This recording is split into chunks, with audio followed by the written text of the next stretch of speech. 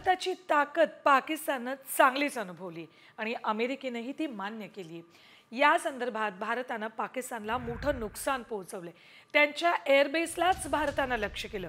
या युद्धात भारताची प्रगती आणि ताकद अनेक जगानं अनुभवली।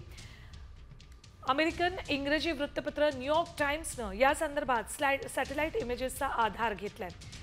संघर्षादरम्यान पाकिस्तानी लष्करी तळ आणि विमानतळांना लक्ष्य करण्यात भारताला फायदा झाल्याचं न्यूयॉर्क टाइम्सनं म्हटलंय। न्यूयॉर्क टाइम्सच्या अहवालात काय म्हटलंय बघा, पाकिस्तानी लष्करी तळ आणि विमानतळांना लक्ष्य करण्यात भारताला यश आलंय। भारताच्या हल्ल्यामुळे पाकिस्तानी लष्कराचं मोठं नुकसान झालंय। दोन अण्वस्त्रधारी देशांमधील सर्वात मोठं युद्ध असा उल्लेख न्यूयॉर्क टाइम्सनं केलाय। तर भारत पाकिस्तानकडून हवाई चाचपणीसाठी ड्रोन क्षेपणास्त्राचा वापर झाल्याचंही म्हटलंय।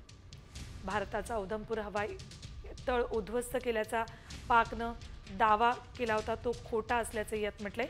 उधमपूर एअरबेसवर स्वतः पंतप्रधान नरेंद्र मोदी यांनी जाऊन पाकिस्तानचा हा खोटारडेपणा उघडा पाडलाय।